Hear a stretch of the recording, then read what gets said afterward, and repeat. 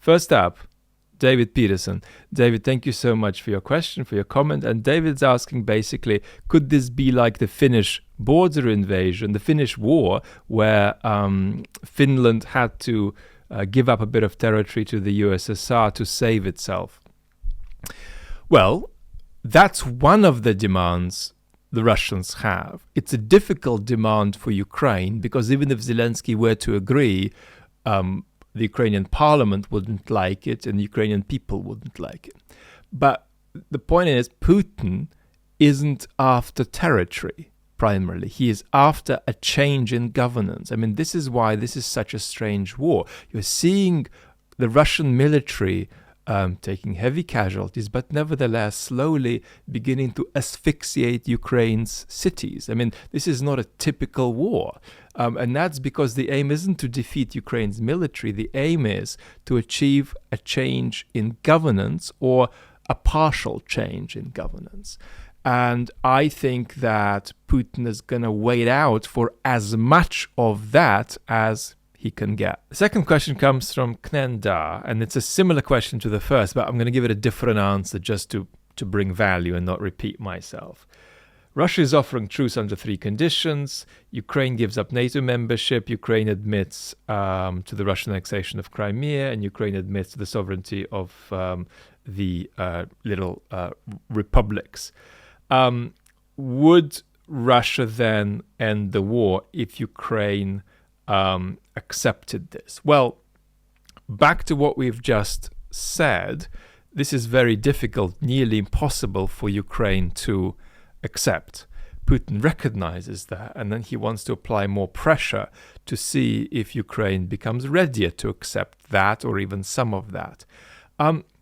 Whether these conditions are enough depends on how committed Putin is to what he originally called the denazification of Ukraine, which is just a horrendously offensive term for what he wanted, which is just to install a Russia-friendly government, a Moscow-friendly government.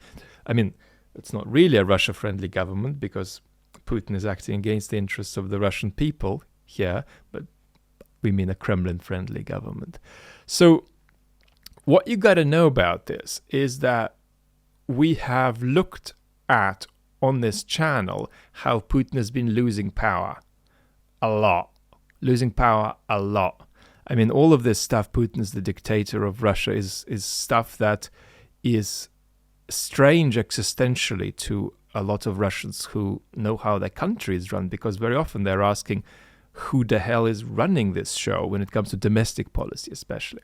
But what Putin did is take on a military operation that very much returns the reins back to him. So it makes him more central but more vulnerable, this move. And now, even though this is not true with many other aspects of policy, but now Putin is absolutely running this show. He is, metaphorically, if not literally, being Napoleon here. He's standing over the map and drawing arrows in various directions. So basically, this is completely at Putin's whims.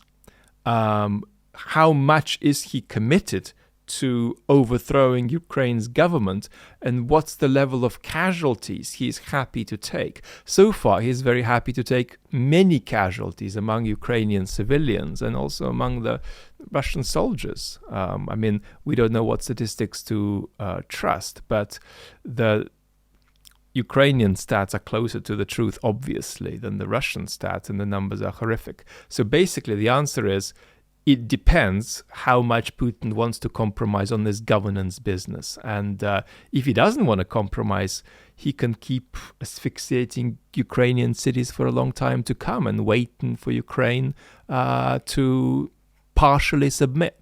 Portugal Pete. What's the relationship between the Russian state and church? And who the hell is Ivan Ilyin? Who is this Ilyin guy? He seems to be a philosopher. It comes up when people try to delve into the mind of Putin. The best way to think of the Russian church is that it's a department of government. It's a branch of the regime. Now, folks at the top of the church participate in all the corruption that the regime participates in.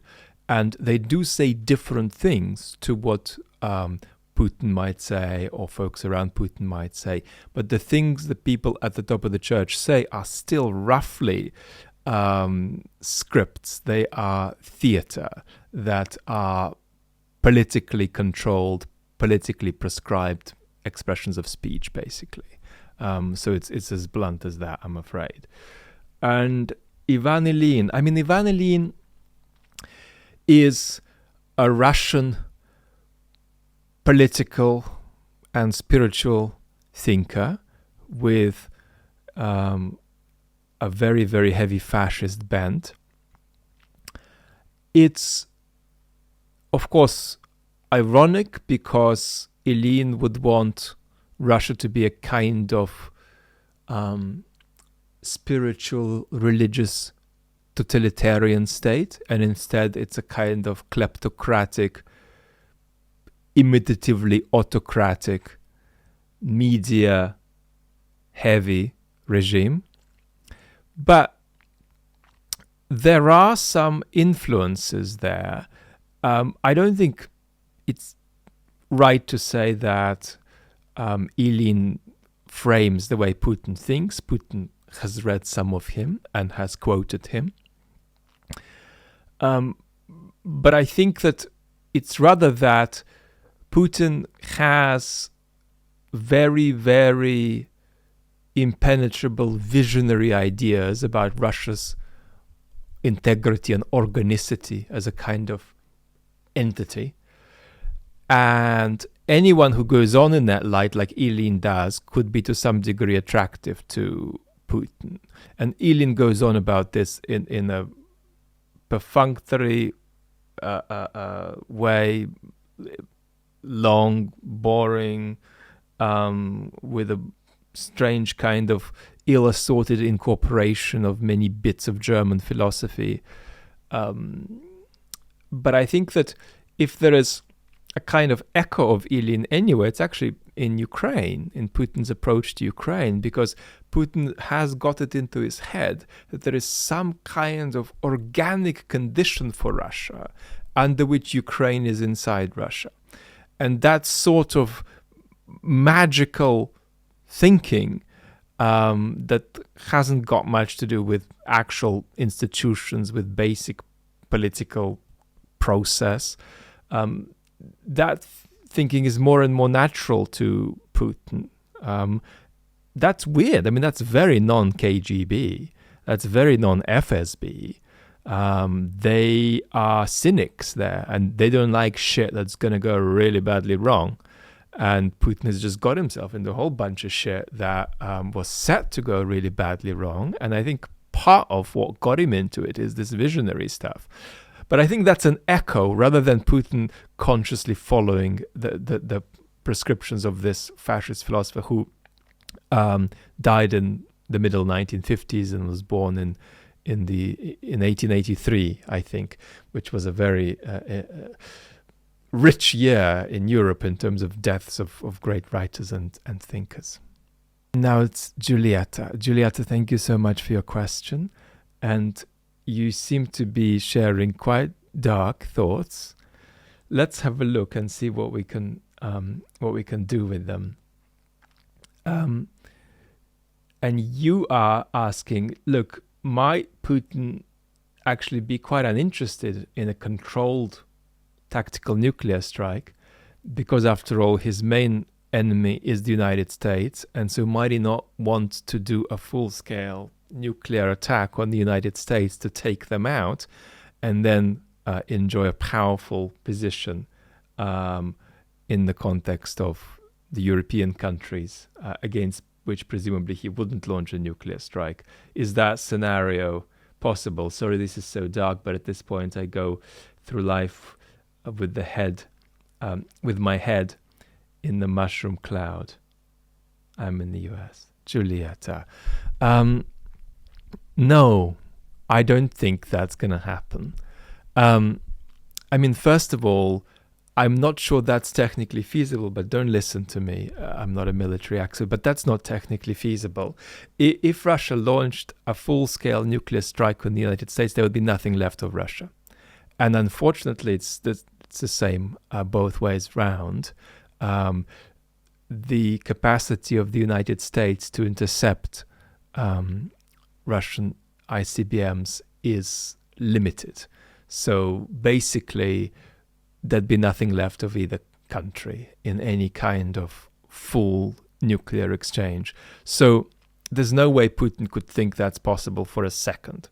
And if he does, he wouldn't be allowed to do it. The launch process in Russia would have to go through at least 3 people who have different parts of the code, as I understand. So Putin would simply be stopped if he tried to do that with that justification. So I think the chances of that happening are hopefully 0. And then you say that you support a no-fly zone despite this. I think, look, what I am saying about the no-fly zone is that you've got to take a position on it if you're following this crisis and want to take a position in all its aspects. And your position just has to, as it were, filter the nuclear risk. What I'm against is taking particular positions on our response to Russia that are sort of devoid of intentionality about risk exposure. And of course, risk exposure is almost the wrong word, because we're not dealing with any kind of risk calculation that's amenable to a cost-benefit analysis, because it's less risk and more uncertainty. We just don't know what the odds of war are, so we can't say there's a 1% chance of this and a 40% chance of that. So to that extent, we are, as it were, flying in the dark with risk exposure. That's probably another reason to be precautionary. But again, even what that means is up to you to interpret. So my feeling, Julietta, is please don't walk with mushrooms in your head. I mean, not nuclear mushrooms, at least. And also, I think that one of the awful pessimistic messages on my channel, which is really a reason for all of you to unsubscribe immediately, is that this decade or the decade after, we stand a high chance of exiting this Cold War mentality, which was that nuclear weapons are at 0 or at World War III levels. And I think that what we're going to see, unfortunately, is nuclear weapons used, not necessarily by Russia, but we're going to see nuclear weapons used on a kind of intermediate scale, whereby this doesn't lead to anything like World War III, but it's ghastly and appalling, nevertheless. So I think this sort of middle space is gonna open up, and we don't want to be in a world like that. We don't want to be in a world with a climate crisis either. And so these are challenges that we're going to feel a lot better about, I feel, if we are confident that our governments and that our democracies are stable enough. I think with all of these threats about, if we then feel that our societies are sort of wobbling and that we are at risk of losing the stability of our democratic institutions, and that is a risk we face, but it's a risk that up to a point we can slow down, we can reduce. So that's, I think, one thing that makes us all feel a bit better, if we're confident that our societies hold, that they are functional, that the democracies that we love are sustained or even recovered to some degree. So these are some of my thoughts. I hope that helps. Kevin is next. Kevin says, doesn't Putin look rather silly? Because look, he's unfolding this appalling atrocity in Eastern Europe. And how is this going to meet his goal of making Russia look strong and great on the international stage? Do you think that Putin cares that people have lost respect for him, even if their fear of nuclear annihilation has gone up? Well, Putin is not interested in your ethical respect. Putin is interested in your respect about Russia's capacity to engage in unpredictable action on the world stage that might affect you. He is mildly interested in undermining your democracy if your country has been historically involved in the sanctions regime. His interest in that might now go up in terms of how dedicated he is to this goal. I think that you've got to basically think beyond Ukraine here, even though our minds are just all on Ukraine at the moment. And you know where this channel stands. Not this channel, the main channel stands, this channel too. And that's that, might as well have a Ukrainian flag in my background here. But you've also got to realize that this is beyond Ukraine. Like, you've got to realize this. This is part of a process of escalation. And that escalation will continue, whatever happens in Ukraine. And it would have continued if Putin hadn't done this brutal assault on Ukraine. So here is how it's roughly going to play out beyond Ukraine. The sanctions regime is very different to what we had before. This sanctions regime is a systematic dismantling of Russia's economic infrastructure, Russia's political infrastructure, Russia's social infrastructure. It's already taken in the Kremlin as an act of war. And I think it is an act of war. That doesn't mean you shouldn't support the sanctions, but they are an act of war. And quite certainly the Russian population who haven't got the message yet about what this is and what the implications are, they've just seen that their currency is lost value so far. But when they feel it fully, which is probably going to be June, July, August, they're going to agree that it's an act of war, and Putin will be retaliating, not in Ukraine. Now, what that retaliation will be and how it will affect us in the West, we don't know yet. But be assured that it's coming. Be assured that Putin is waiting for an opportunity to hit back, because as long as that regime is stable enough, and of course we'd all rather it be gone as soon as possible, but as long as that regime is stable enough and endures, and that will be the topic of the next video, could Putin be overthrown? Then they're going to do that. And I don't know exactly what that's going to look like, but that's what's reasonably to be expected. One Off Maximus is next. We should consider the importance of not alienating the Russian people. What do you think about this? And second question is, isn't there anybody around Putin who could get him to talk to Washington properly and make a peace deal? No. Putin's power was diminishing before this crisis came, but this is a crisis that he has really grabbed the reins back for. So he is running this show, and he has basically alienated from around him, at least for now, anybody who could say no. And then you look at what are called oligarchs in the West, what we in the West call oligarchs in Russia. I don't see any oligarchs in Russia. If you're an oligarch, you've got to have political power. But the money of these folks essentially belongs to the state if the state goes like that overnight. So they are servile in relation to the regime, and basically I don't see how much they can do. I think they should bloody try to do something, but there's not that much they can do to dramatically change the situation. Alienating the Russian people. We're going to talk about this at some point in the future. We are going to alienate the Russian people. As we've just said, the Russian people will think this is an act of war.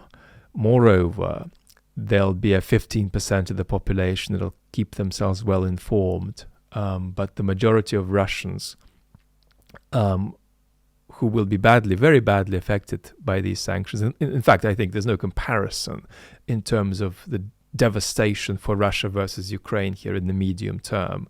Unless something horrendous happens in the next weeks, Ukraine will be in a far better place than Russia a few years from now.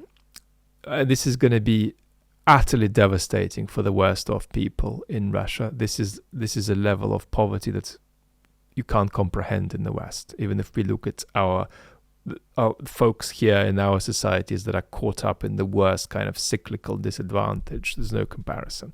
So what are these people going to think? They're going to focus on getting enough buckwheat, which is not a luxury in Russia. Middle class food here, in Russia, it's a basic essential. And they're going to just buy whatever the government tells them. The government says some evil Americans want to nuke you, and so we're protecting you, and that's why you're poor. They'll buy that, unfortunately. Extraordinary economic disadvantage of the kind we're going to see in Russia is not going to be conducive to social mobilization and protest. It just won't be. The people who'll feel most like protesting will be the people who have lost their iPhone 13s that I'm speaking to you through. And these people either are going to leave or they're going to stay and be unhappy, but there's not that big a number of them. So we are going to alienate the Russian population, because the number of folks who are going to see this as an appalling act of quasi-insane aggression by the Kremlin, that's going to tap out quite quickly. That's a minority of the population, and we're certainly going to lose the rest, unfortunately. Next is Niilo, Niilo, and I think we may have already engaged with your concerns, actually, because you're asking, look, what's this aberration of a Putin regime and how do we get rid of it? Next video. How do we stop the escalation? How do we de-escalate? How do we go back to nuclear disarmament and international cooperation? Must humanity always suffer greatly for any leaps forward? Well, I'm not sure there are leaps forward. I don't believe in history as, one step back, two steps forward. I think that the 21st century will teach us that history has a kind of randomness and lacks a libretto, as the great 19th century Russian thinker Alexander Herzen said. So this is going to be a century where people slowly and painfully either give up their ideas of progress or sort of experience these ideas of progress retreating into the subconscious. That doesn't mean there's a lot we can't do. That doesn't mean that we shouldn't fight for so many important goals to make the world a better or less bad place. And we've got to be mobilized well to save our democracies, to fight for social justice in whatever context it's critical, to face the climate crisis, which I think on this channel I recognize as the biggest systemic crisis of the 21st century by far. But in terms of how to de-escalate, the truth is that to radically change the situation, we would need the Putin regime to go, and it ain't gonna go tomorrow. Karen, you are last because I wanna get some sleep. But you have written a PhD dissertation in the comment section. That's a combination, I think, between some kind of a sci-fi flick and a PhD dissertation on international politics. So you will forgive me if I cut to the chase a bit here, but you're basically saying, could we do a non-nuclear attack on Russia that just takes out Putin and his regime, and then we install a different regime, and maybe even ask Russians if they want Alexei Navalny, the great opposition leader who is currently in jail at the whim of Putin. Alexei Navalny is completely innocent of any fraud, of any crime. He's in jail. Could we not ask Russians then if they want a real president and get rid of the Putin regime?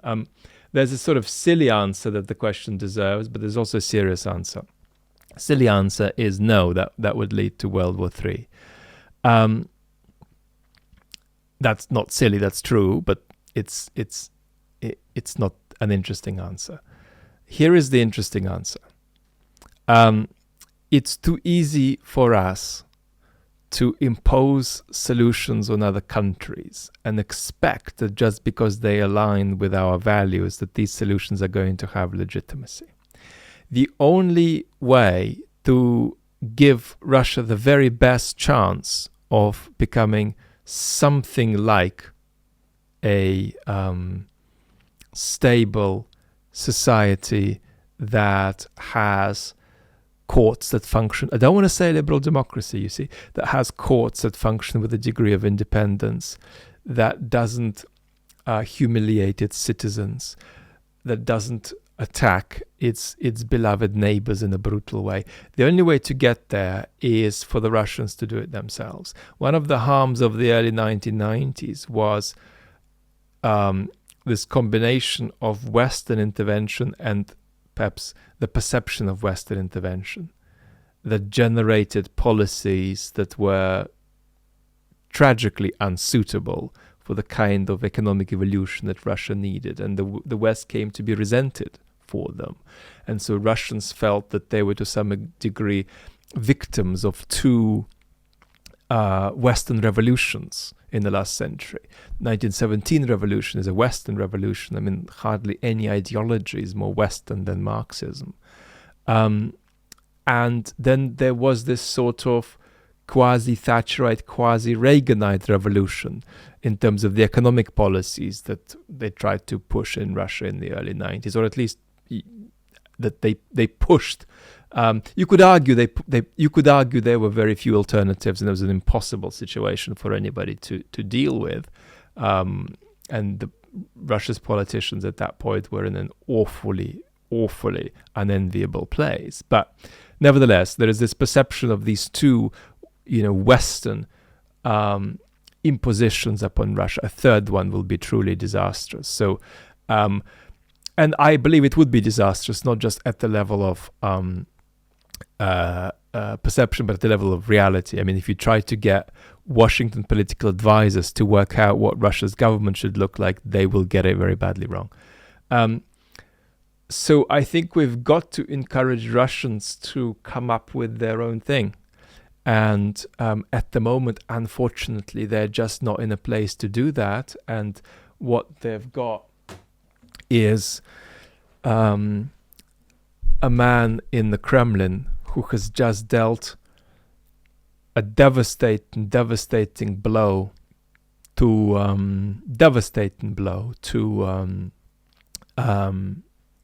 the future of Russians, to the future of young Russians. TV Rain, this independent media that got shut in Russia a few days ago, had this moment in its last few days of functioning where Katya, one of its marvelous, brilliant presenters, was interviewing this amazing editor of Novaya Gazeta who just won the Nobel Peace Prize, and she said, "Can you give us any optimism about the future?" And he said, "What optimism are you talking about? The future is dead. The future is broken." And she said, in tears, "Thank you, okay." And he said, I'm sorry, forgive me. But this is how Russians are seeing where they're at now. They're going to be in a very, very bad place. And,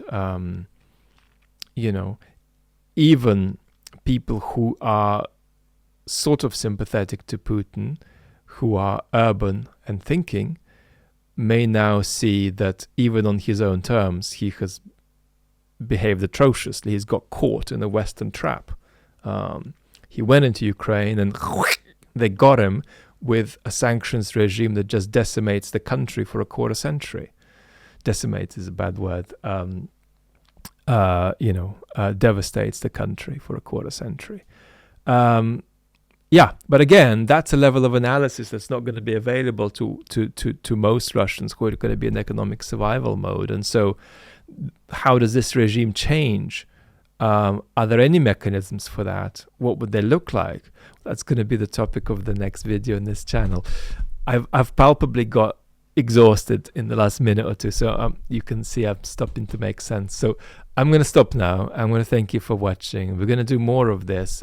One of the things this little channel is about is exactly what we just did. Lots of love. Talk soon.